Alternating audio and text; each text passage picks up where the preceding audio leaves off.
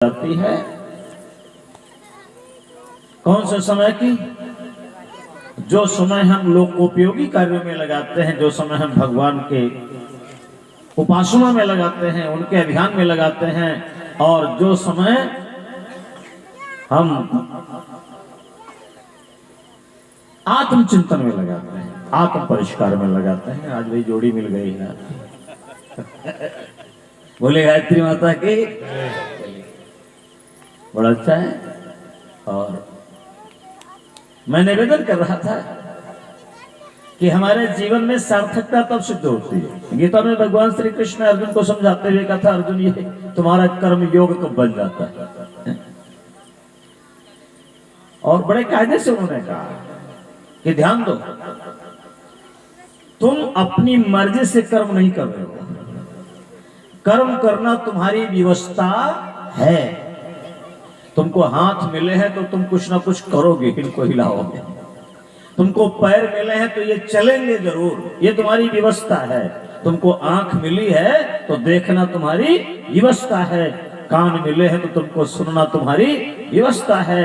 अरे मुंह है तो जीवा है तो बोलना तुम्हारी व्यवस्था है। ये कोई सांस तुम्हारी मर्जी से आ जा रही क्या? नहीं, तुम सोच रहे हो शायद मैं कर्म कर रहा हूं। अरे तुम कर नहीं रहे हो, ये हो रहा है, ये हो रहा है। तुम सांस अपनी मर्जी से नहीं ले रहे हो, सांस ये तुम्हारी आ जा रही है स्वतः है।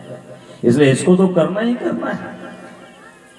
ऐसा थोड़ी नहीं जब मैं कर रहा हूं, कर नहीं रहे हो, ये हो रहा है, करना तुम्हारी व्यवस्था है। लेकिन ये कर्म, ये एक सबसे खास बात बताई उन्होंने कि ये तुम्हारी व्यवस्था नहीं है। हाथ है तो कर्म करना तुम्हारी व्यवस्था है, लेकिन तुम अपने हाथों से कुकर्म करो या सुकर्म करो, ये तुम्हारी व्यवस्था नहीं है। तो इन हाथों से चाहो तो किसी को गिरा भी सकते हो, और चाहो तो किसी गिरे हुए को उठा भी सकते हो। ये पैर है तो चलना तुम्हारी व्यवस्था है, लेकिन ये तुम्हारी व्यवस्था नहीं कि तुम रात के अंधेरे में उबड़ खाबड़ जमीन फांदते हुए, लांगते हुए नदी नाला, और तुम नौटंकी ड्रामा नाच देखने चले जाओ, या कमालापुर में तुम कथा सुनने चले जाओ। ये तुम्हारी व्यवस्था नहीं है। ये तुम्हारे अपने आप पर डिपेंड करता है, निर्भर करता है। ये व्यवस्था नहीं तुम्हारी। भगवान ने तुमको कान दिए हैं तो सुनना तुम्हारी व्यवस्था है, लेकिन ये तुम्हारी व्यवस्था नहीं है कि तुम कान में खूंटी लगा करके इल्मी फिल्मी गंदे भद्दे गीत ही सुनो, या तुम भगवान के भजन सुनो, प्रज्ञा गीत सुनो। ये तुम्हारी व्यवस्था नहीं।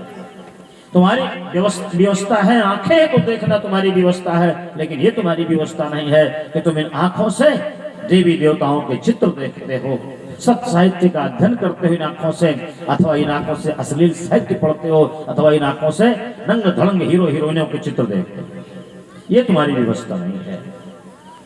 सांस लेना तुम्हारी व्यवस्था है, लेकिन ये तुम्हारी व्यवस्था नहीं है कि तुम कचरे और कूड़े के ढेर पर खड़े होकर के गंदी हवा में सांस लेते हो, या किसी फुलवारी में जाकर के सुगंधित और सुरभित हवा में सांस लेते हो। ये तुम्हारी व्यवस्था है। और जब व्यक्ति अपनी इंद्रियों का इस तरह से अपनी विवेकशीलता के अनुरूप श्रेष्ठतम सदुपयोग करता है, बस वहीं उसका सामान्य सा कर्मयोग बन जाता है।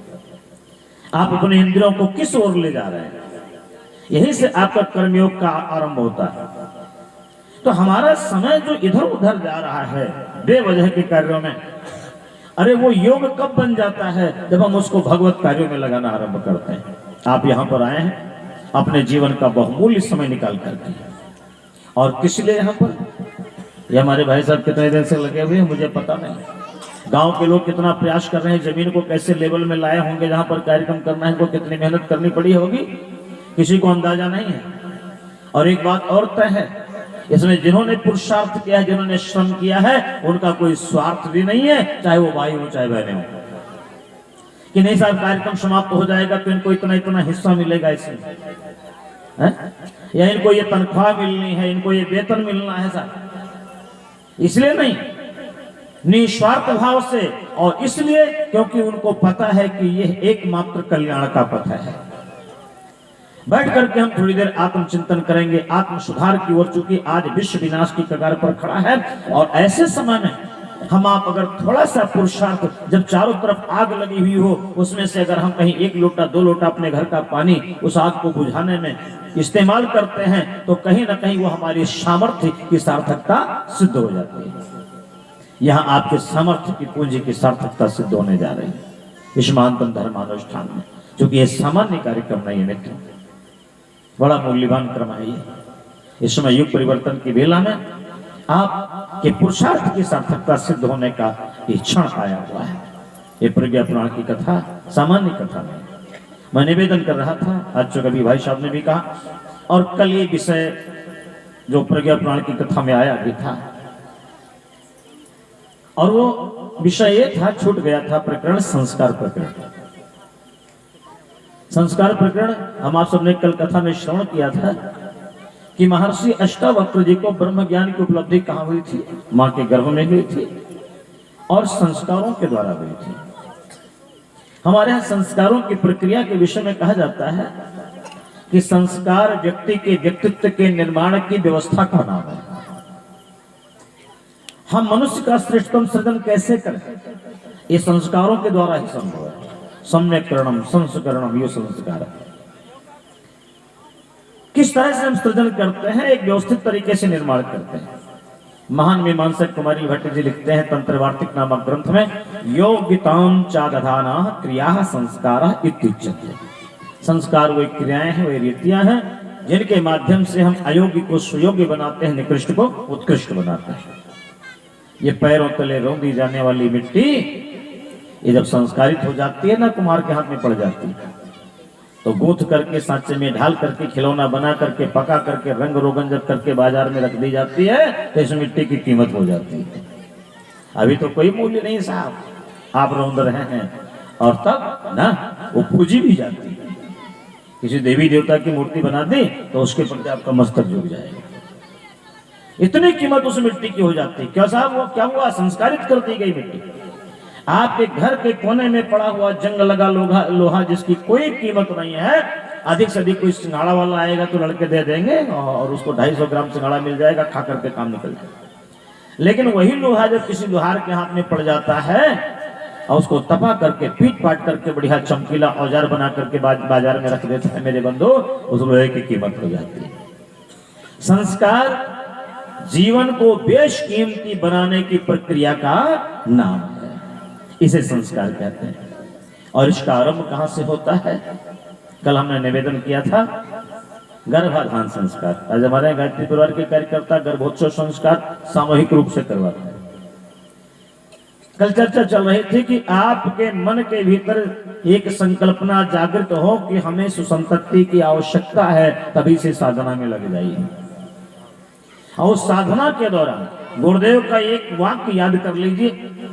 गुरु जी ने अपने प्रवचन में खुद कहा था कि बेटे, इस युग परिवर्तन की बेला में दैवी सत्ताएं धरित्री पर उतरने के लिए अंतरिक्ष में आकुल व्याकुल हो रही, लेकिन वो कहां उतर जाए, उनको उपयुक्त मनोभूमि नहीं मिल रही, उनको उपयुक्त कोख नहीं मिल रही, कहां उतर जाए।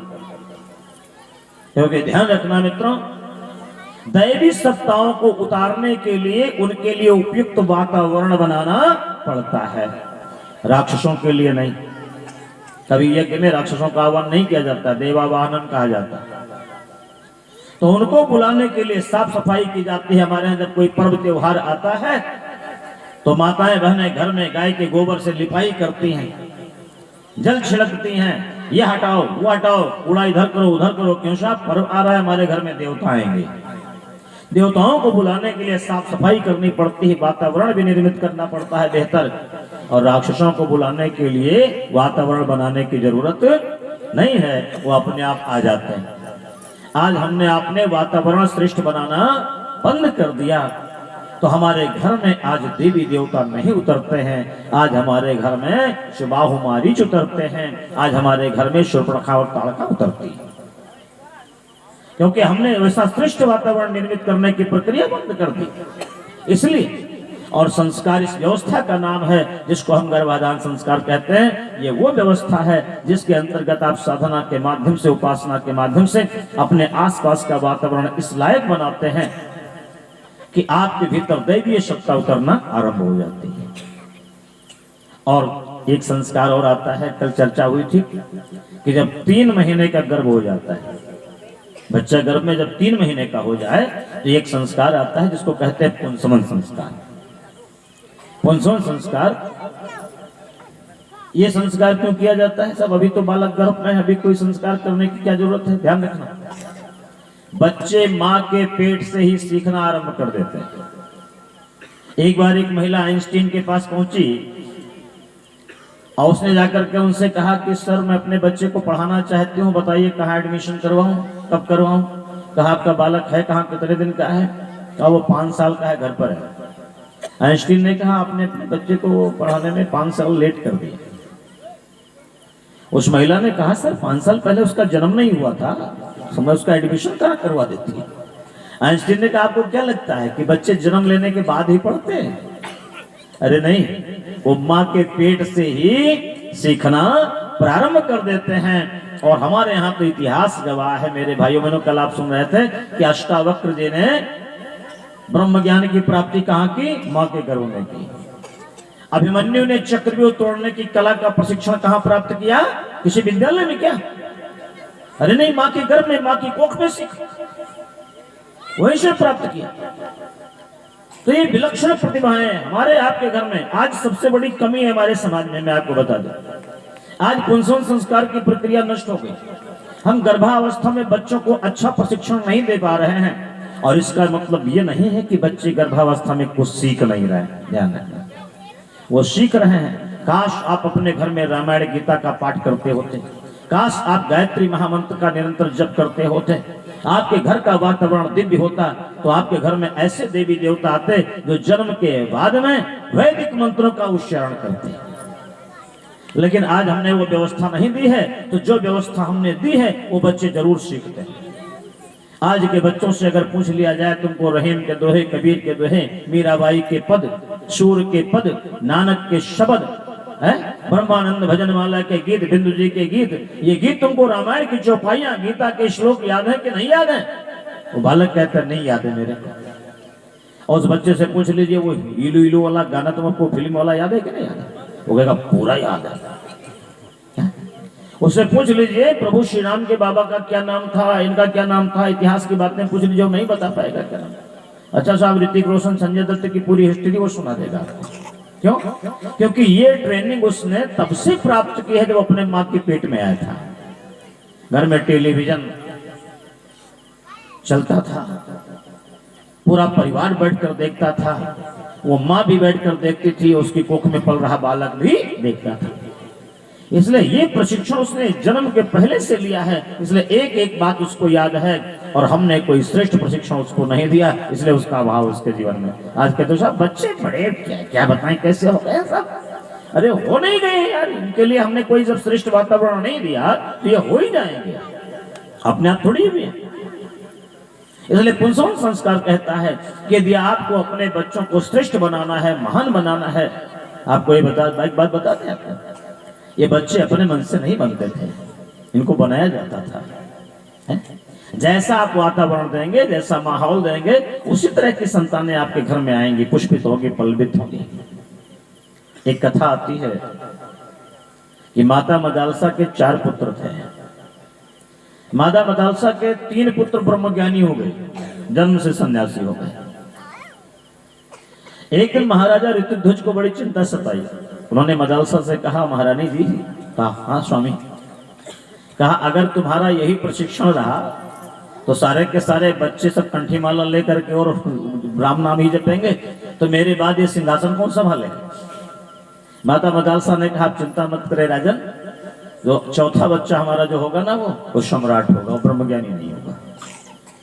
तो चौथा बालक जो सबसे छोटा हुआ, जिसका नाम था अलग, वो जब बड़ा हुआ तो उसने अपनी माँ से प्रश्न किया, कहा माता जी कृपा करके एक बात बताइए, हमारे 3 बड़े भाई ब्रह्मज्ञानी हैं, धर्म में दीक्षित हैं, संन्यास में है वो,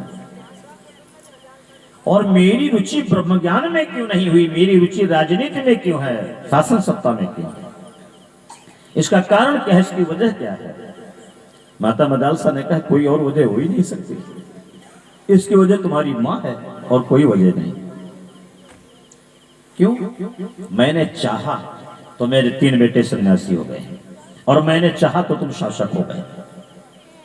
ये जो माताएं बैठी है ना, ये जिनके विषय में गुरुदेव कहते हैं कि माता निर्माता भवती, सृजन करने की सामर्थ्य जिनके भीतर है, निर्माण करने की क्षमता जिनके भीतर है, ये जैसे चाहती थी वैसे बच्चों का निर्माण कर लेती थी। माता मदालसा ने कहा ये मैंने किया है। कैसे किया है? अपने बच्चे को ले जाकर के दिखाने लगी माता मदालसा। देखो बेटे, तुम्हारे 3 बड़े भाई जब बारी बारी से मेरी कोख में आए तो एक कक्ष ले जाकर के दिखाया, कहा देखो ये मेरा आवास हुआ करता था, मैं इसमें रहती थी, जहां पर वेद, वेदांत, शास्त्र, पुराण, उपनिषद, स्मृतियां, ये अनूठे वैदिक ग्रंथ रखे हुए थे। माता मदालसा ने कहा मैं उनका पाठ करती थी, गायत्री मंत्र का जाप करती थी, मैं ब्रह्म सूत्र का पाठ करती थी। इसका ये परिणाम हुआ कि तुम्हारे 3 बड़े भाई ब्रह्मज्ञानी हो गए, ब्रह्मवेत्ता हो गए। और बेटे जब तुम हमारे गर्भ में आए तो तुम्हारे पिताजी की इच्छा के अनुसार मैंने अपना कक्ष बदल दिया, एक दूसरा कमरा ले जाकर के दिखाया। देखो बेटा, मैंने ये आवास बना लिया, इसमें बड़ी बड़ी पराक्रमी राजाओं की तस्वीर लगी, राजनीति शास्त्र, अर्थशास्त्र, कूटनीति शास्त्र के ग्रंथ रखे हुए, मैं उनका अध्ययन करती थी। देखो एक से एक अस्त्र शस्त्र रखे हुए हैं, तलवार है, मुक्दर है, खड्ग है, कृपाण है, गदा है, धनुष है, तीर है, भाला है, ये सब रखे हुए। मैं अस्त्रों शस्त्रों का संचालन करती थी, मैं घुड़सवारी करती थी, मैं युद्ध के मैदान में जाती थी और सेना का नेतृत्व भी करती थी उन दिनों। और उसका यह परिणाम हुआ कि बेटे आज तुम एक कुशल शासक के रूप में हमारे सामने उपस्थित हो। मित्रों, ये कौन करता था? ये माताएं जैसा चाहती थी वैसा अपने शिशुओं का निर्माण कर लेती थी, और इसका प्रशिक्षण गर्भावस्था से ही बच्चों को दिया जाता था, और इस प्रक्रिया का नाम था पुंसवन संस्कार। और पुंसवन संस्कार के पश्चात अगला संस्कार होता था। संस्कार हमारे यहाँ 16 संस्कारों का प्रावधान था। ये 16 संस्कार क्या होते हैं? ये 16 संस्कार ही किसी जमाने में मानव जीवन के 16 श्रृंगार हुआ करते थे। ये 16 प्रकार की ऐसी सीढ़ियां, ऐसे सोपान हुआ करते थे जिनमें एक एक सीढ़ियों पर कदम रखता हुआ व्यक्ति मानव से महामानव और देव मानव, नर से नारायण स्तर तक की यात्रा को सफल बनाता था। इस लक्ष्य को उपलब्ध होता था संस्कारों के द्वारा। कहा गया संस्कार ही मनुष्य को महान बनाता है, और जिस व्यक्ति के भीतर संस्कार नहीं है, साहित्य संगीत कला विहीना, साक्षात पशुपुच्छ विषाणहीना, तृणम न खादत साजियो माना तद भाग धेयम परमं पशुना। एक संस्कार विहीन व्यक्ति में और एक जानवर में इतने अंतर होता है कि उसके सींग पूंछ है, इसके सींग पूंछ नहीं है, बस इतने अंतर होता है, बाकी कोई अंतर होता नहीं। इसलिए संस्कार हमारे प्रत्येक व्यक्ति के व्यक्तित्व के विकास की धुरी का, उस आधार स्तंभ का नाम है संस्कार। मेरे मित्रों, पुंसवन संस्कार के पश्चात जब बच्चे का जन्म होता था तो जन्म के बाद बच्चे का संस्कार होता था नामकरण संस्कार। नामकरण संस्कार का अर्थ यह है, इस संसार में सृष्टि का कोई ऐसा घटक नहीं है जिसका नाम न हो। आपके गांव का नाम है, पूर्वी पालों के नाम है, शहरों के नाम है, नगरों के नाम है, सड़कों के नाम है, गली गलियारों के नाम है, नदी नालों के नाम है, पर्वत पहाड़ों के नाम है, वृक्ष वनस्पतियों के नाम है, कीड़ों मकोड़ों के नाम है, जीव जंतुओं के नाम है, पशु पक्षियों के नाम है, घास फूस तक के नाम है। ऐसा कुछ भी नहीं है सृष्टि का एक कण भी जिसका नाम न हो, सबका नाम है। तो ऋषियों ने चिंतन किया कि सृष्टि की सर्वोत्तम कलाकृति परमात्मा की ये मनुष्य जो सबसे उत्तम है, ये धरती पर आए और इसको नाम न दिया जाए तो कहां उचित होगा। इसलिए नाम रखने की व्यवस्था बनाई, और नाम इतना महत्वपूर्ण होता है। नाम के विषय में कहा जाता है कि नाम काल नहीं खाए, नाम को समय भी नहीं समाप्त कर पाता है। तो जो नाम रखने की प्रक्रिया, जो नामकरण संस्कार रखा ऋषियों ने, ऐसे सामान्य से नहीं रखा जैसे आजकल हमारे यहाँ रखते हैं नाम बच्चों के। ये कोई नाम रखने का तरीका है क्या? अभी कुछ दिनों पहले जब हमारा समाज पढ़ा लिखा नहीं था, एडवांस नहीं था, तब नाम रखे जाते थे। उस समय कैसे नाम रखे जाते थे? उस समय नाम रखने का एक प्रावधान हुआ करता था। एक बार हमारे यहाँ एक बूढ़ी माता बगल की दौड़ती हुई आई, घर में बोली, भैया भैया। हम बोले क्या बात? वो बोली सुकई आए हैं। हमने समझा सुकई का है, कहा सुकई का है, कहा वो पोता हुआ है, शुक्रवार है ना। कमाल है, ये भी कोई नाम रखने की विधा है? बालक शुक्रवार को पैदा हो जाए सुकई नाम रख दो, बुधवार को पैदा हो जाए बुधई नाम रख दो, मंगलवार को पैदा हो जाए मंगरी नाम रख दो, इतवार को पैदा हो जाए इतवारी नाम रख दो। ऐसे नाम रखा जाता है क्या? बोला बच्चों का जरा बताइए। दौड़े मुंगरे बुद्धू घसीटे, दो आदमी जा रहे थे, आमने सामने मिल गए। एक उधर से आ रहा था, एक इधर से जा रहा था। एक ने पूछा तुम्हारा क्या नाम है? तो उसने कहा कि घसीटा। दोनों हकलाते थे। तो उसने कहा तुम्हारा क्या नाम है? तो उसने कहा नाम तो हमारा भी यही है, लेकिन तुमसे थोड़ा कम घसीटा है। नाम दोनों का ही था, घसीटा। थोड़ा ज्यादा घसीटता था, थोड़ा कम घसीटता था। अब ऐसे नाम बच्चों के रख दो साहब। कई बार तो ऐसे नाम हो जाते हैं बच्चों के कि 4 आदमियों के बीच में बच्चे नाम लेने में संकोच करते हैं। क्या यार नाम रख दिया? आदमी तो कंफ्यूज हो जाता है। एक आदमी के घर में मेहमान गए, दरवाजे पर खड़े थे। उनके घर में 3 बच्चे थे, एक लड़की थी, 2 लड़के थे। एक लड़के का नाम था जलेराम, एक लड़के का नाम था पंचर, लड़की थी उसका नाम था टूटी। अब जब मेहमान पहुंचे दरवाजे पर खड़े हुए, उन्होंने कहा बिटिया टूटी कुर्सी ले आओ। तो तुम्हारे चाचा जी आए बैठे गए। हमारे टूटी कुर्सी पर कौन बैठेगा? रहने दो साहब, बस ऐसे ठीक है, खड़े खड़े ही ठीक है, रहने दीजिए, खड़े खड़े ही ठीक है। अरे तो ऐसे खड़े खड़े कैसे बनेगा? बेटा जला नाश्ता लेकर क्या आओ। तो जले राम को बुलाया, जले नाश्ता लेकर क्या आओ। उन्होंने कहा जला हुआ नाश्ता कौन करेगा? भाई साहब मैं नाश्ता पानी करके घर से आया, बस रहने दीजिए। अच्छा अब जाता हूँ साहब। और ऐसे कैसे जाओगे? दूसरे लड़के को आवाज दिया, बेटा पंचर साइकिल लेकर क्या हो, इनको वहां तक छोड़ावा के दे। वो इतना कंफ्यूज बेचारे, पंचर साइकिल से कौन जाएगा? मैं पैदल चला जाऊंगा, वही ठीक है। तो ऐसे बच्चों के नाम रख ले। मैं गया था अभी जब ये राजनाथ सिंह जी जब थे मुख्यमंत्री उत्तर प्रदेश के, तो एक बड़ा नियम बना था पूरे प्रदेश में कि जितनी जेलें हैं उन सब में कैदियों को प्रज्ञा योग, व्यायाम का और नैतिक शिक्षा का प्रशिक्षण दिया जाए। तो उसमें मैं भी गया 3 बार जेल, मतलब प्रशिक्षण देने के लिए कैदियों को, और वैसे नहीं गया था। तो मैं गया तो वहां पर जब चीफ साहब थे आवाज दे रहे थे कैदियों को, तो बुला रहे थे टमाटर लाल, मिठाई लाल हाजिर हो। तो हमने कहा ये आपने सब्जी को और मिठाई को काहे बंद करके रखा है जेल में? तो कहा नहीं वो सब्जी मिठाई नहीं, वो नाम है उनका। अभी किसी का नाम रख दो टमाटर, किसी का नाम रख दो ये मतलब मिठाई लाल, ये कोई नाम रखने का तरीका है? ऐसे नाम रखे जाते हैं। पुराने जमाने में जब लोग पढ़े लिखे नहीं थे तो ऐसे बच्चों के नाम रखते थे। और हम आज पढ़ लिख गए, हम पढ़ लिख गए, लेकिन नामकरण की व्यवस्था फिर भी ठीक नहीं है। हम पढ़ लिख करके एडवांस हो गए तो हमने बच्चों के नाम वो रखने शुरू कर दिए जो कभी अंग्रेज लोग अपने कुत्ते बिल्लियों के नाम रखते थे। ढिंची, पिंटी, टिंकू, पिंकू, लिच्ची, पिट्टी, इस तरह पता नहीं क्या, पप्पी, लप्पी, टप्पी, इस तरह के नाम बच्चों के रखे जाने लगे। यार क्या नाम रखने का तरीका है? नाम हमारे यहाँ विधान है कि नाम ऐसे रखिए जो सार्थक हो, जो गुणवाचक हो, क्योंकि कहा जाता है यथा नामे तथा गुणे। आप जैसा बच्चों का नाम रखेंगे उसके अनुरूप उनके भीतर गुणों का विकास होना आरंभ हो जाएगा। इसलिए श्रेष्ठ नाम रखो। नंद बाबा को अपने दोनों बच्चों के नाम रखवाने हुए तो ऐसे नहीं रखा। आचार्य गर्ग जी आए, उनके द्वारा यज्ञ हुआ, हवन हुआ, तब जाकर के बालकों का नामकरण संस्कार हुआ। ऐसा नहीं साहब कि दिन पैदा हुए थे इतवार को तो अच्छा तो इतवारी नाम रखा, ऐसे थोड़ी नाम रख दिया था।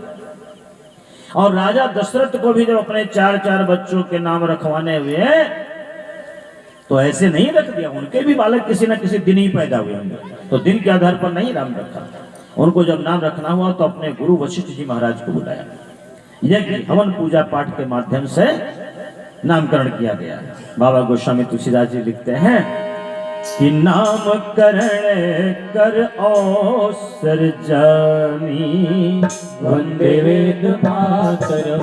ओ नामकरण कर अवसर जानी, वंदे वेद मातरम।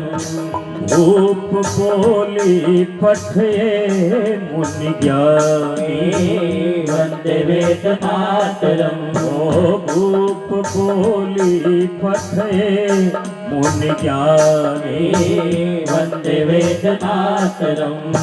करी पूजा भूपति अस भाखा, वंदे वेद मातरम। वंदे वेद मातरम। ओम करी पूजा भूपति अस भाखा, वंदे वेद मातरम। वंदे वेद मातरम। धरिय नाम जो मुनि गुण राखा, वंदे वेद मातरम। धरिय नाम जो मुनि गुण राखा, वंदे वेद मातरम। धरिय नाम जो मुनि गुण राखा, वंदे वेद मातरम। धरिय नाम जो मुनि गुण राखा। हे गुरुदेव, गुणों के आधार पर बच्चों का नाम रखिए। नाम गुणवाचक रखे जाते थे। जिस बोतल में जो दवा भरनी है वही लेबल उस पर चिपकाइए, कुछ और मत लगा देना। किसी तरह का भ्रम न हो, नाम के साथ उसका पूरा का पूरा जीवन क्रम जुड़ा हुआ रहता था। इसलिए गुणों के आधार पर बालकों के नाम रखे जाएं, इसे नामकरण संस्कार कहते हैं। मैं आप सबके निवेदन करना चाहता हूं, यहाँ आज भी यज्ञ हुआ है, कल भी यज्ञ होगा, और यज्ञ में नामकरण संस्कार हो सकते हैं। आपके यहाँ छोटे छोटे बच्चे होंगे घर में, अगर आप उनको टिंकू पिंकू पप्पू लप्पू पप्पी टप्पी कह करके बुलाते हो, या ढोड़े मंगरे बुद्धू खैरू घसीटे कह करके, तो आप यहाँ पर ला करके अपने बच्चों के अच्छे गुणवाचक नाम यहाँ यज्ञ प्रक्रिया के अंतर्गत रखवा सकते हैं। यहाँ पर कोई शुल्क नहीं पड़ेगा उसका। यहाँ पर अच्छे नाम रख दिए जाएंगे बालकों के। आप अपने बच्चों को लेकर के आइएगा, यहाँ अपना नाम लिखा दीजिएगा कि मेरे बच्चे का नामकरण संस्कार होना है। यहाँ पर थोड़ी व्यवस्था लगती है, पूजा की सामग्री यहाँ पर है ही, बस थोड़ी व्यवस्था हो जाए तो आप कर लीजिएगा। थोड़ा सा शहद है जो नामकरण में लगता है, बाकी सब यहाँ सामग्री, तो नामकरण संस्कार हो सकता है। नामकरण संस्कार के पश्चात अगला संस्कार होता था मित्रों, अन्नप्राशन संस्कार। जब बालक कुछ खाने के लायक हो जाए तो ये एक संस्कार है। आजकल गांव घर में कहते हैं मड़चट्टन है, सच होता है बच्चों, मड़चट्टन कहते हैं। यह अन्नप्राशन संस्कार है। नहीं साहब किसी दिन कुछ बना करके बच्चे को माड़ चटा दो, खीर खिला दो, या नाम, ऐसे नहीं होता था किसी देवी देवता के स्थान पर। इसके पीछे एक दर्शन है, इसको समझने की आवश्यकता है। हमारे यहाँ अन्न की शुद्धि पर बहुत ज्यादा दबाव दिया गया है। बचपन से ही बच्चे को क्या खिलाना है क्या नहीं खिलाना है, इस पर बिना विचार किए आप बालक को ऐसे कुछ खिलाइए मत, क्योंकि आहार की शुद्धता पर बड़ा दबाव दिया गया हमारे यहाँ सनातन संस्कृति में। गीता में भगवान श्री कृष्ण कहते हैं, आहार शुद्धो सत्य शुद्धि सत्य शुद्धो ध्रुवा स्मृति। यदि आपका आहार ठीक रहेगा, कहा जाता है कि जैसा करे आहार वैसे बने विचार, और जैसा खाओ अन्न वैसा बने मन। ये अन्न मेरे मित्रों हमारे सिर्फ स्थूल शरीर को पोषण नहीं देता है, ये अन्न हमारे भीतर चूंकि 3 शरीर है। अब तो विज्ञान भी धीरे धीरे इन बातों को, जो वैदिक ज्ञान था उसको स्वीकार करने के लिए तैयार हो रहा है। हमारे आपके भीतर 3 शरीर है। एक जो ये दिखाई दे रहा है, इसको विज्ञान की भाषा में, इसको अध्यात्म की भाषा में स्थूल शरीर कहा जाता है, और विज्ञान की भाषा में इसको फिजिकल बॉडी बोलते हैं। इसके अंदर एक और शरीर है जिसको अध्यात्म की भाषा में सूक्ष्म शरीर कहते हैं और विज्ञान की भाषा में जिसको मेंटल बॉडी बोलते हैं। एक और शरीर है उसके अंदर जिसको अध्यात्म की भाषा में कारण शरीर कहते हैं और विज्ञान की भाषा में जिसको बॉडीलेस बॉडी बोलते हैं। ये तीन शरीर हमारे हैं प्रिय मित्रों, और हम जो कुछ भी आहार लेते हैं उसका कहीं न कहीं उन तीनों शरीरों पर प्रभाव पड़ता है। आहार से हमारे विचार भी निर्मित होते हैं, अन्न से हमारा मन भी पोषित होता है। इसलिए ध्यान रखना, यदि आपका अन्न दूषित हुआ तो सिर्फ आपका ये स्थूल शरीर ही रुग्ण नहीं होगा, आपका मन भी विकृत होगा और आपकी भावनाएं भी कुंठित हो जाएंगी। इसलिए अन्न की शुद्धि पर बहुत ज्यादा दबाव दिया गया है कि अन्न शुद्ध और सात्विक ही आप ग्रहण कीजिए। गलत आहार मत लीजिए, गलत अन्न मत खाइए, क्योंकि इसका प्रभाव आपके तीनों शरीरों पर पड़ेगा और आपका स्थूल शरीर ही विकृत नहीं होगा, आपकी मानसिक स्थिति भी बिगड़ सकती है। इसलिए अन्न की शुद्धता पर दिया गया ध्यान कि छोटे से बच्चे को जो भी नन्हा सा है, कुछ खिलाया नहीं है आपने उसको, तो उसको आप शुद्ध सात्विक अन्न ही खिलाइए। अन्न का, गलत अन्न का कोई कुप्रभाव उसके शरीर पर ना पड़े, उसके मन मस्तिष्क पर ना पड़े। क्योंकि आपको एक बात और बता दें, आजकल जितने रोग हैं ना, जितनी बीमारियां हैं समाज में, 80% से ज्यादा बीमारियां सिर्फ हमारे जीभ के चटोरेपन की वजह से होती है। अगर आदमी अपना खान पान शुद्ध कर ले तो बहुत सारी बीमारियों से अपने आप बच सकता है। हमारे यहाँ एक आयुर्वेद के बहुत बड़े विद्वान हुए महर्षि चरक जी। महर्षि चरक जी ने अपने शिष्यों से प्रश्न किया। उन्होंने प्रश्न किया कि कोरुक कोरुक कोरुक, कौन है जो निरोग है, जिसको रोग नहीं है। उनके एक परम विद्वान शिष्य थे, परम प्रिय शिष्य महर्षि अग्निवेश जी नारायण। उन्होंने जवाब दिया, 3 सूत्र दिए आहार से संबंधित। पहला उन्होंने कहा कि हित भुक, ऋत भुक और मित भुक, ये 3 उन्होंने सूत्र दिए। हित भुक माने वो व्यक्ति जो इन सूत्रों का अनुपालन करता है वो बीमार नहीं होगा, वो रुग्ण नहीं होगा। पहला सूत्र दिया, ये आप लोग गांठ बांध लेना, ध्यान रखना है, ध्यान से सुनिएगा आप सब लोग, सबके काम की चीज है। पहला सूत्र दिया उन्होंने हित भुक, अर्थात जो हितकारी है तुम्हारे लिए वही खाओ, जो हितकारी नहीं है उसको मत खाओ, जो अहितकारी है उसको मत खाओ। अच्छा, अब इसको आपको कोई बताएगा क्या कि आपके लिए क्या हितकारी है क्या नहीं हितकारी है? अगर आदमी को ये बात बतानी पड़े तो मुझसे लगता है मनुष्य के इससे ज्यादा गिरे दिन कभी नहीं आ सकते। क्योंकि जहां तक हित और अहित का प्रश्न है तो बाबा गोस्वामी तुलसीदास जी कहते हैं कि मनुष्य की क्या बात करें। और हित अनहित पशु पक्षी मानुष तन गुण ज्ञान निधाना। हित अनहित पशु पक्षी जाना, मानुष तन गुण ज्ञान निधाना। हित अनहित पशु पक्षी जाना, मानुष तन गुण ज्ञान निधाना। हित अनहित पशु पक्षी मानुष तन गुण ज्ञान निधाना। मानुष तन गुण ज्ञान निधाना। तो जहां तक हित का प्रश्न है तो अपना हित और अहित तो मनुष्य की क्या बात है साहब, ये जानवर भी जानते हैं, ये पशु पक्षी भी जानते हैं। लेकिन एक विडंबना है, आपको इसलिए बताना पड़ रहा है।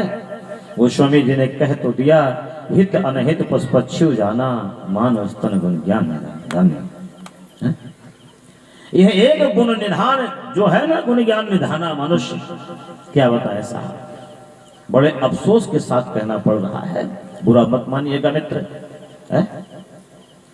छुट्टा जानवर जो आपके खेत में चल रहा है, जो पढ़ा लिखा भी नहीं है, लेकिन उसके सामने भी चरते चरते अगर कोई ऐसा पौधा आ जाए, ऐसी कोई घास आ जाए जो जहरीली हो, जिसको खाने से उसका नुकसान हो सकता है, उस पौधे को दूर से सूंघ करके छोड़ देगा। उस घास को जानवर नहीं खाएगा। खाएगा बोला जाए बताइए, नहीं खाएगा ना, नहीं खाएगा। जबकि वो जानवर पढ़ा लिखा, वो जानता है मेरा हित कहाँ है, मेरा अहित कहाँ है। वो जानवर पढ़ा लिखा भी नहीं है और उस पौधे पर लिखा भी नहीं है कि इसका सेवन करना स्वास्थ्य के लिए हानिकारक है। वो जानवर जानता है, लेकिन धन्य हो ज्ञान निधाना कमा लाया। यह मनुष्य, इसने हिंदी पढ़ी, अंग्रेजी पढ़ी, सब कुछ पढ़ा, सारी विद्या उसने अर्जित कर ली, लेकिन इतना नहीं पढ़ पाया कि उस पुड़िया पर जो दुकान पर लटक रही थी उस पर लिखा हुआ था इसका सेवन करना स्वास्थ्य के लिए हानिकारक है। गलत कहेंगे मित्र तो टोक देना। लिखा रहता है कि नहीं लिखा रहता है? ये गुटखा पर लिखा रहता है, पुड़िया पर लिखा रहता है, तंबाकू के पाउच पर लिखा रहता है। अरे उस डिब्बे पर कटा हुआ गाल छपा है, उस पर बिच्छू बना हुआ है, उस पर ये पॉइजन है, जहर है, नशेबाजी, धीमी आत्महत्या है, ये तुम्हारे जीवन को बर्बाद कर डालेगी। वो सिगरेट की डिब्बी पर लिखा हुआ है कि धूम्रपान करने से कैंसर होता है। लिखा है कि नहीं लिखा? लेकिन गुणगान निधाना समझ में आया नहीं आज तक। यार पढ़े लिखे थे, कम से कम इतना तो जान लेते तुम्हारा हित कहाँ है, तुम्हारा अहित कहाँ है। इतनी सी बात नहीं समझ पाए। वो शराब की पाउच पर लिखा हुआ है वैधानिक चेतावनी, मदिरा का सेवन करना स्वास्थ्य के लिए हानिकारक है, और फिर भी लोग पी पी करके मर रहे हैं। 35-40 साल की उम्र में दोनों गुर्दे डल जाते हैं और यहाँ से लखनऊ तक ले जाते समय रास्ते में ही टपक जाते हैं बंदे, वहां तक पहुंच भी नहीं पाते, क्योंकि आपने अपने तन को खोखला कर दिया, बर्बाद कर दिया, अपना पैसा भी, अपनी जिंदगी भी सब चौपट करके रख दिया। मेरे मित्र, इतनी समझ तो आनी चाहिए यार आदमी की। अरे तुम दूसरे का घर फूंक दो, तुम्हारी समझ में ना आता हो, तुमसे उससे लड़ाई है तो, लेकिन अपना घर क्यों फूंक रहे हो यार? बीड़ी, सिगरेट, गांजा, भांग, चरस, अफीम, पता नहीं क्या खा करके, तंबाकू, गुटखा, शराब पी करके अपनी जिंदगी क्यों तबाह कर रहे हो? मेरे मित्र जरा ये तो बताओ। अरे कौन सी दुश्मनी तुम्हारे शरीर ने तुम्हारे साथ की जो तुम अदा कर रहे हो इससे? अपनी जिंदगी को बर्बाद करके 35-40 साल की उम्र में काल कौलित होकर के और अपने पीछे एक नया सजा सजाया घर जिसको ध्वंस करके चले जाते हो। बूढ़े बाप, बूढ़ी माँ दरवाजे पर आंसू टपकाते रहते हैं जिंदगी भर, मेरा लाडला चला गया। घर में बैठी हुई 4 दिन पहले ब्याह करके आती पत्नी, वो सारी जिंदगी बेचारी चूड़ी फोड़ करके कैसे जीती हो? कल्पना की कभी तुमने इस विषय पर? नन्हे मुन्ने फूल तुमने छोटे छोटे बच्चों को, जिनको माँ याद दिलाती है कि पापा तुम्हारे, जो पूछते हैं छोटे छोटे बच्चे पापा कहाँ हैं, तो वो बता नहीं पाती है रोते हुए, कैसे बता दो तुम्हारे पापा कहाँ चले, कहाँ? कभी इन सब विषयों पर विचार किया नहीं? पड़ गए नशे के कुचक्कर में, पड़ गए धूम्रपान के आदी हो गए, शराब के आदी हो गए, पता नहीं क्या क्या, बीड़ी, सिगरेट, गांजा, भांग, चरस, अफीम के आदी हो गए, और तुमने अपनी जिंदगी नहीं तबाह की, तुमने अपने पूरे परिवार को ध्वस्त करके रख दिया। अकेले तुम नहीं मरे, ध्यान रखना। अगर तुम नशा करके अकेले मर जाते तो कोई बात नहीं थी, तुमने तो अपने पीछे खस्ता कहता परिवार मार डाला, पूरा का पूरा बर्बाद करके रख दिया। तुम अकेले अपनी माँ बाप की आंखों के तारे दुलारे कहाँ बिगड़ गए, किस गड्ढे में चले गए? कुछ तो सोचो, कुछ होश में आओ। मैं निवेदन कर रहा था, ऋषि कहते हैं हित भुक वही वस्तुएं खाओ, उन्हीं को ग्रहण करो जो तुम्हारे लिए हितकारी हो, जो तुम्हारे लिए अहितकारी हैं। कभी स्वप्न में भी उनके नजदीक जाने का प्रयास मत करना। मैं आपसे हाथ जोड़कर निवेदन करता हूं मित्रों, ये गायत्री परिवार इसलिए दुर्व्यसन मुक्ति अभियान चला रहा है, इसलिए नहीं चला रहा है कि इसका पैसा बचेगा तो तुम मेरे को दे दोगे या तुम शांत को भेज दो, इसलिए कि तुम मेरे अपने हो, तुम्हारी जिंदगी तबाह होने से बच जाए, तुम्हारा परिवार सज जाए, संवर जाए। इसलिए निवेदन करते हैं आपसे कि जो अहितकारी वस्तुएं हैं, जो अखाद्य पदार्थ हैं, उनका सेवन कतई मत कीजिए। ऋषि का पहला सूत्र है हित भुक, हितकारी चीजें खाओ, अहितकारी मत खाओ, अन्नप्राशन संस्कार कहता है। और दूसरा कहता है, दूसरा सूत्र है ऋत भुक। ऋत भुक का मतलब कि जानते हो क्या? मेहनत की कमाई खाओ, हराम की खाने की आदत मत डालो। हराम की खाने की आदत आदमी के भीतर पड़ जाती है तो आदमी बर्बादी की पराकाष्ठा पर पहुंच जाता है। धन अनीति की राहत है वर्ष 5 और 7 और लागत पर ही वर्ष सब धैर्य को बरसता है। हराम की खाने वालों का जब जाने लगता है ना तो संभालते रहते हैं और सब चला जाता है। इसलिए मेहनत करो, पुरुषार्थ करो, ईमानदारी की कमाई खाओ, मेहनत की कमाई खाओ। मेरे मित्रों, रितेन एक गेन कहा जाता है, अर्थात मेहनत की कमाई खाओ। ऋत भुक। और तीसरा सूत्र है मित भुक। मित भुक माने मिताहारी बनो, कम खाओ। अगर 4 रोटी की भूख है तो प्रयास करो 2 ही खाओ। 2 रोटियों की जगह हवा और पानी के लिए छोड़ दो। नहीं साहब, घी लगी मिल जाए तो 6 की भूख है तो 12 खींच जाएंगे। हैं? मन की सब्जी मिल जाए साहब, मन का भोजन मिल जाए तो क्या कहना है। तो इसका ध्यान ही नहीं रहेगा यार कि जीना मरना भी है कि नहीं इस संसार में। हैं? तो ऐसे मत खाओ, मिताहारी बनो, इतना मत खा जाओ। वो हमारे यहाँ पंडित जी थे मथुरा में, वो लीलापत पंडित जी एक कहानी सुनाया करते थे कि यहाँ जब पितृपक्ष में जब घर घर से निमंत्रण आता था तो एक आदमी पता चला कि 3-3, 4-4 घर में न्योता खाने जाता है। तो बोले कि मैं खड़ा था रोड पर और एक महाशय भोजन करके आ रहे थे, बड़े मजे मजे पांव बढ़ा रहे थे। मैंने उनसे कहा महाराज आज तो खूब काटो काट। वो बड़े मजे से बोले अरे हम का काटो काट। तब वे काटो काट जे लाद की आवत खाट, मतलब जो चल नहीं पा रहे हैं, चारपाई पर लदे आ रहे हैं, वो खाऊं है। मैंने क्या खाया, मैं तो अपने पैरों से चलकर आ रहा हूं। जब वो खाट वाले आए तो उनसे पंडित जी ने पूछा महाराज जी कहाँ कहा, तो खूब काटो काट। चारपाई वाले ने कहा अरे हम कहा काटो काट। तो कहा फिर कोई तुमसे भी महारथी है बड़ा क्या। कहा वह काटो काट जे पार उतरी गए घाट, गए खाते खाते सफर के चले गए। अरे ये भी यार कोई खाने की प्रक्रिया है कि मर जाओ। है? कुछ लोगों ने एक सूत्र बना करके रखी थी। हमारे बुजुर्ग लोग पहले मैं सुनता था बचपन में कहते थे कि पराने दुर्लभे लोके शरीराणि पुनः पुनः।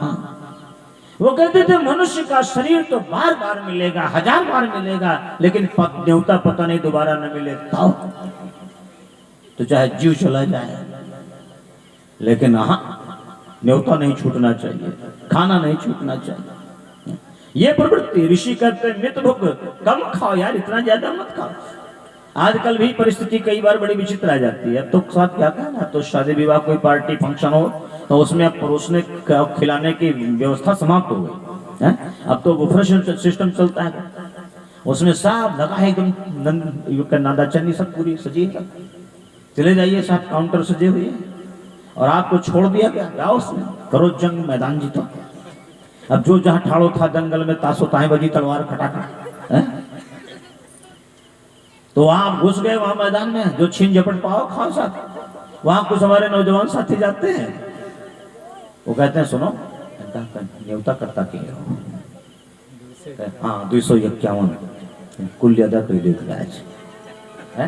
कोई वहां पकड़े वाला तो बैठा रही 251 न्योता किया कुल ज्यादा करो। अब चले हुआ तो पहले नंबर लगाएंगे वो रबड़ वाली रोटी पर, जो बाढ़ खींचते पर जो फैल जाती है ना, उनसे शुरू किया। फिर साहब पनीर है, फिर छोला है, फिर ये है, फिर वो है, फिर फलाने ढकाने, आगे आगे बढ़ते गए, एक से एक आइटम मिलते गए, खाते गए यहाँ तक ठूस लिया 251 अदा करना था। ऊपर तक चले जा रहे हैं। अब यहाँ तक ठूस लिया और रास्ते में जब गाड़ी उधर से वापस से बैठे, पीछे जगह मिली बैठने के लिए, वो हच्च हुच्च जब इधर रास्ते पर निकले ना, वहीं से सप्लाई शुरू हो गई उल्टा। और घर पर आए, यहाँ लेटे, डॉक्टर साहब अगले दिन आए, बोतल लटकी हुई नजर आ रही है। अब पूछा गया भैया हिसाब किताब कितना बना इनकी दवा में, बोले 1200 रुपया। 251 उचियावे के चक्कर में 1200 करके गए कि नहीं। तो ऐसा मत करो। हमारे यहाँ बुजुर्ग लोग कहा करते थे, 2 सूत्र देते थे, 2 सूत्र देते थे। कि कम खाओ और कम खाओ। है? अरे कम खाओगे तो आपका पैसा दवा दरमद से बचेगा, और कम खाओगे तो आपका पैसा अस्पताल जाने से, लड़ाई झगड़े करने से, अदालत कानून कचहरी में जाने से बच जाएगा। इसलिए कम खाओ, गम खाओ, तो आप सुख में रहोगे। हित भुक, ऋत भुक, मित भुक, ये 3 सूत्र दे अन्न प्राशन संस्कार के। इस तरह से जो अन्न ग्रहण करता है ना, शुद्ध सात्विक अन्न खाता है, उसका जीवन सुखी रहता है। शुद्ध सात्विक अन्न ग्रहण कीजिए, बच्चों को अच्छा अन्न खिलाइए। प्रभु श्री राम बचपन में क्या खाते थे? रामायण में लिखा है कि भोजन करत चपल चित, इत उत अवसर पाए, और भाग चलत किलकत मुख, दधि वो धन लपटाए। और भगवान श्री कृष्ण कन्हैया क्या खाते थे बचपन में? वो जानते क्या खाते थे? माखन मिश्री के भोग लगाओ। क्या बात है साहब। बाबा सूरदास जी कहते हैं कन्हैया क्या खाते थे कि गोपाल प्यारे मांगत माखन रोटी, गोपाल प्यारे मांगत माखन रोटी, गोपाल प्यारे मांगत माखन रोटी, गोपाल प्यारे मांगत माखन रोटी। माखन रोटी की माखन रोटी, माखन रोटी, हाँ माखन रोटी, माखन रोटी की माखन रोटी, माखन रोटी की माखन रोटी।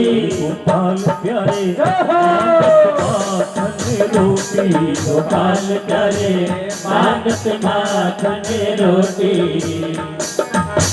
मात यशोदा रोटी बनावे, मात यशोदा रोटी बनावे।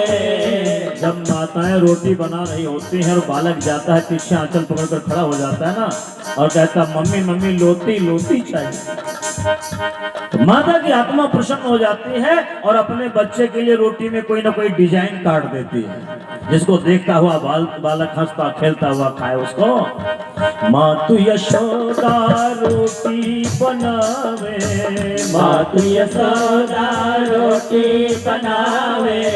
कछु मोटी कछु छोटी, गोपाल प्यारे मांगत माखन रोटी, गोपाल प्यारे मांगत माखन रोटी, गोपाल प्यारे मांगत माखन रोटी, गोपाल प्यारे मांगत माखन रोटी, गोपाल प्यारे मांगत माखन रोटी, गोपाल प्यारे मांगत माखन। बोले वृंदावन बिहारी लाल की जय। गोपाल प्यारे मांगत माखन रोटी। बचपन में बच्चे माखन रोटी खाते थे। हैं? आप सबको शायद याद होगी अपने बचपन की कहानी, जो हमारे यहाँ बैठे हैं जो शायद 50 से ऊपर के होंगे उनको पता होगा। बचपन में रोटी बासी फेंकी नहीं जाती थी। माता जी उसमें सुबह सुबह घी या मक्खन नमक थोड़ा सा चुपड़ देती थी, बालक आराम से खाता था खेलता था। अब आजकल जमाना कहाँ पहुंच गया ऐसा। अब आजकल बच्चों की आदत एक दिन की बासी रोटी खाने की नहीं रह गई है? अब आजकल के बच्चों की आदत एक दिन की बासी रोटी खाने की नहीं रह गई है। अब आजकल के बच्चों की आदत 6 महीने की बासी रोटी खाने की हो गई है? रक्स लाओ, ब्रेड लाओ। अच्छा कितने दिन की रोटी है वो जरा बताइए साहब।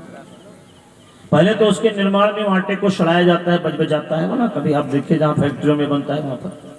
और उसके बाद वो खोपर हो, इसके लिए उसमें इतना बदबूदार डाला जाता है, एक आता है ईस्ट करके उसमें। भगवान जाने क्या है वो, एक बार मेरी उंगली में लग गया था। मैं पोया गया था कार्यक्रम में, तो वहाँ फैक्ट्री में गया तो उंगली में लग गया। 3 दिन तक बदबू नहीं गई उसकी उंगली से। तो वो डाला जाता है, और उसके बाद साहब उसमें अगर केमिकल न डाला जाए तो वो सड़ जाए, उसमें कीड़े पड़ जाए। और ये चीज तुम बड़े चाव से खाते हो, आजकल के बच्चे लेकर के खाते हैं, ये खाएंगे वो खाएंगे साहब। आजकल के बच्चों की आदत जो खाने की हो गई ना, इतनी बीमारियां बढ़ रही हैं।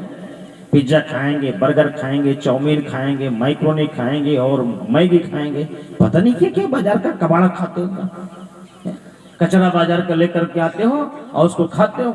और डॉक्टर से जाकर के माता पिता कहते हैं बच्चा पता नहीं कि उसका शरीर विकास नहीं कर रहा है, डॉक्टर साहब दवा दीजिए। डॉक्टर साहब क्या दवा दें उसको कहते हैं खाना खिलाओ, वो खाना खा ही नहीं रहा। वो कहता है रुपया दो, रुपया खाएंगे, खाना नहीं खाएंगे। और रुपया दिया, आपने दौड़ करके गए पड़ोस के दुकान से चुर्री मुर्री टेढ़े मेढ़े पता नहीं क्या क्या लेकर के आ जाते हैं बच्चे। भगवान जाने वो क्या उसमें भरा हुआ है कचरा, उसको खाते हैं। और साहब उसको खा करके अपना जो है मतलब पाचन संस्थान ही पूरी तरह से डैमेज कर रहे हैं। इसको खा करके अपना स्वास्थ्य चौपट कर रहे हैं। वो चीजें जो हमारे आपके खाने के लायक नहीं है वो बच्चे खा रहे हैं, उनसे बचाना चाहिए। कभी वो जमाना था हमारे घर में जब व्यक्ति अपने घर का प्रोटेक्शन करता था, है? और आज भी चाहिए। मैं कई बार पूर्वांचल में जाता हूँ कार्यक्रमों में, तो वहां पर मुझे बड़ी सुंदर व्यवस्था मिलती है। सुबह सुबह नाश्ते में एक बार तो हमारे भाई लोग समझ नहीं पाए कि अरे नाश्ता है कि क्या आया है। वहां पर सुबह सुबह हम लोग जब पहुंचे, नहा धो करके बैठे, तो कटोरी में गुड़ आया, काली मिर्च और घी था उसमें। हम समझे कि शायद अज्ञान करने का सामान है। और बाद में वो मान्यवर कहे कि आप लोगों ने पानी नहीं पिया। पानी कहाँ कटोरी में रखा है पानी पीने वाला सामान। अब ये चीज बताइए आपके स्वास्थ्य के लिए कितना फायदेमंद है। सुबह सुबह पता चला अंकुरित चना है, मूंग है, मूंगफली का दाना है, मटर है, उसमें ये सारी चीजें, उसमें मेथी के दाने हैं, अजवाइन है उसमें पड़ी हुई, ये सारी की सारी अंकुरित चीजें हैं। उसमें किशमिश डाल दिया, ये डाल दिया, वो डाल दिया, गुड़ रख दिया, काला नमक सिंधा नमक अलग से रख दिया। आपको जो पसंद आए वो खाइए साहब। ये घर की चीज है आपके, इसका कोई साइड इफेक्ट भी नहीं है और बाजारों चीजों से सस्ता भी बैठेगा। लेकिन इसको नहीं खाओगे साहब, वो कचरा बाजार का लेकर के आओगे थैली फारे, उसमें आधी से ज्यादा तो हवा भरी है और 3-4 ठो रही इतनी लंबी लंबी, चुर चुर करते खा रहे हो, पेट कभी ठीक नहीं रहेगा। इसलिए अन्नप्राशन संस्कार कहता है कि अपने बच्चों को शुद्ध और सात्विक अन्न ही खिलाइए, गलत आहार से बच्चों को बचाइए। ठीक, तो आपका बच्चा अगर कोई ऐसा हो आपके घर में जो अन्न ग्रहण करने के लायक हो गया हो, कुछ खाने के लायक हो गया हो, उसको आप यहाँ ले आइएगा, यज्ञ में उसका अन्नप्राशन संस्कार हो जाएगा। अन्नप्राशन संस्कार के लिए ज्यादा सामग्री की जरूरत नहीं है। आप एक कटोरी में अपने घर से थोड़ी सी खीर बना करके ले आइएगा, बस आपके बालक का अन्नप्राशन संस्कार यहाँ यज्ञ कुंड के पास करा दिया जाएगा। मैं निवेदन कर रहा था अन्नप्राशन संस्कार, और ये संस्कार जो हमारे घर में होते थे ना, गर्भाधान, पुंसवन, नामकरण, अन्नप्राशन, और इसके पश्चात संस्कार होता था। अन्नप्राशन संस्कार के पश्चात बच्चे का होता था मुंडन संस्कार। मुंडन संस्कार माने जानते हैं, आजकल मुंडन नहीं होता, आजकल मुंडन होता है, जिसमें कई लोग मुड़े जाते हैं। तो मुंडन है लड़का का नहीं साहब, मुंडन संस्कार जिसको कहा जाता है चूड़ाकरण। इसका मतलब यह है मुंडन संस्कार कब किया जाए बच्चे का, क्यों किया जाए। परम पूज्य गुरुदेव कहते हैं कि ये जीव चेतना विभिन्न योनियों में भ्रमण करते हुए मनुष्य योनि को उपलब्ध होती, तो इसके साथ विभिन्न जन्मों के संस्कार भी कहीं ना कहीं संलिप्त होते हैं, जो मनुष्य जीवन में भी आदतों के रूप में परिलक्षित होना आरंभ कर देते हैं। जैसे जैसे मनुष्य का शरीर विकास करता है वैसे वैसे उसकी आदतें प्रकट होने लगती हैं, वो जन्म जन्मांतरों के संस्कार परिलक्षित होने लगते हैं। अगर मनुष्य के पिछले जन्म के सर्प योनि के अगर संस्कार उसके ऊपर हावी हैं, तो शरीर तो मनुष्य का है लेकिन उसकी फुफकारने की आदत नहीं रहती। अगर पिछले जन्म के किसी उसके मरकहा बैल या सांड होने की उस योनि के संस्कार अगर उसके ऊपर हावी हैं, तो आज भी शरीर तो मनुष्य का है लेकिन इधर उधर सींग भिड़ाते चलेगा, झगड़ा ढूंढता चलेगा। आदत उसकी वो नहीं गई, उसकी वो संस्कार परिलक्षित होने लगते हैं। अगर पिछले जन्म में कहीं पता चला वो बिच्छू रहा है और उसके संस्कार उसके ऊपर हावी हैं, तो आज भी उसकी डंक मारने की आदत नहीं जाएगी। 4 आदमियों के बीच में बैठेगा, ऐसी कोई ना कोई बात जरूर बोल देगा कि आपका दिल टूट जाए, चुभने वाली बात बोलेगा, तो डंक मारने की आदत उसकी नहीं जाती है। अगर वो पिछले जन्म में गिद्ध रहा है, तो आप उसके सामने साथ 56 प्रकार व्यंजन रख दीजिए, लेकिन उसमें लाशे तलाशे, वो संस्कार उसके ऊपर हावी हैं, वो जीवन से मिट नहीं रहे। अगर वो पिछले जन्म में कुत्ता रहा है, तो आज भी उसकी चापलूसी की आदत नहीं गई है, संस्कार कहीं ना कहीं परिलक्षित हो जाते हैं। जो भी रोटी का टुकड़ा दिखा दे उसी के पीछे तुम हिलाता हुआ नजर आए। तो ये जन्म जन्मांतरों के संस्कार जो मनुष्यों में जुड़े रहते हैं, जो बाद में परिलक्षित होते हैं, मेरे मित्रों, इनको मुंडन संस्कार में निष्कासित किया जाता है। ये मस्तिष्क हमारा जो सद्विचारों का केंद्र है, इसमें से उन संस्कारों को निष्कासित करके केशोच्छेदन के माध्यम से और तत्काल गायत्री की प्रतिष्ठापना कर दी जाती है शिखा के रूप में। शिखा स्थापन कर दिया जाता है, जिससे जो दुर्विचार इसके मस्तिष्क से निकले हैं वो दोबारा इसमें प्रवेश ना करने पाए। इस संस्कार का नाम है मुंडन संस्कार। राजा दशरथ ने भी करवाया था अपने बच्चों का, है? गोस्वामी जी लिखते हैं कि चूड़ा करन किन्ह गुरुआई, चूड़ा करन किन्ह गुरुआई, चूड़ा करन किन्ह गुरुआई, चूड़ा करन किन्ह गुरुआई, विप्रन भूमि दक्षिणा बहु पाई, विप्रन भूमि दक्षिणा बहु पाई, विप्रन भूमि दक्षिणा बहु पाई, विप्रन भूमि दक्षिणा बहु पाई, चूड़ा करन कीन गुरुआई और विप्रन पुण्य दक्षिणा बहु पाई। आजकल ना तो संस्कार है और न तो विप्रन पुण्य दक्षिणा बहु पाई है। कैसे? अब विप्रों से श्रद्धा हमारी धीरे धीरे घटती जा रही है। कई बार मैं देखता हूं कि कोई पुरोहित अगर 11, 21, 51 पा जाता है, सारी रात बेचारा जागे शादी विवाह में आपके यहाँ, और उसके बाद अगर सुबह कुछ उसे दक्षिणा देनी पड़ जाए तो उस पर वे लोग भी, मैं कई बार मोबाइल में देखता हूं कि जो पुरोहित हैं, जो समाज का काम करते हैं, जो आपके कल्याण के लिए प्रार्थना करते हैं, मंत्रों का उच्चारण करते हैं, श्लोक का गायन करते हैं, अरे उनको वे लोग भी कहते हैं अरे आजकल तो साहब बड़े लालची हो गए हैं, बड़े लोभी हो गए हैं। कौन कहते हैं? वे कहते हैं जो 80,000 रुपया महीना पाने के बाद भी बिना घूस लिए कागज पर कलम नहीं चलाते। वो लोग उन पर कमेंट करते हैं जो 24 घंटे बेईमानी का ही दंड भोगते हैं। श्रद्धा धीरे धीरे उनसे अलग होती हुई चली जा रही है और इसलिए सत्परिणाम नहीं आते जीवन में। मैं आपको एक बात निवेदन करना चाहता हूं, अरे क्या आपने उस पुरोहित का महत्व इतना घटा दिया है कि वो आपके लड़के की लड़की की शादी में सारी रात जागा, आपने उसको 8 बजे बुला लिया और उसके बाद धमा चौकड़ी मची है। कई बार हम लोग भी फंस जाते हैं, गायत्री परिवार के हिसाब से विवाह करें। अब वहां जब पहुंचे तब पता चला कौन हिसाब चल रहा है। वहां साहब वो डीजे फीजे दुनिया भर का धूम धड़ाका मचा हुआ है, डिस्को डांस हो रहा है, और ये करते करते जयमाल में फोटो खिंचाते खिंचाते पता चला साहब वो 2:30 बज गए रात के, और तब तक वो बैठा बेचारा कुर्सी पर हंसाए रहा, मुड़ पटक रहा, कहाँ चला जाए? वो सारी रात उसने बर्बाद कर दी। और उसके बाद आपने 2:30 बजे महाराज चलो शादी करा। अब वो गया है शादी करा, और शादी कराने के बाद हमें सुबह सुबह अगर कहीं 551 रुपया दक्षिणा देना पड़ गया तो उस पर दुनिया भर का कमेंट करेंगे, नौका झोंकी, और सारी रात वो जागा है, उसकी ये कीमत है। और पता चला सुबह सुबह बारात विदा नहीं हुई है और उसी समय पहुंच गए कौन?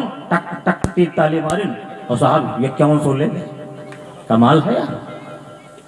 वाह, जिन्होंने 3 ताली लगाई वो 5100 ले गए, और जो सारी रात तुम्हारी ले जाएगा उसको 500 देने में तुम्हारी साथ नानी मर रही है। क्या जमाना?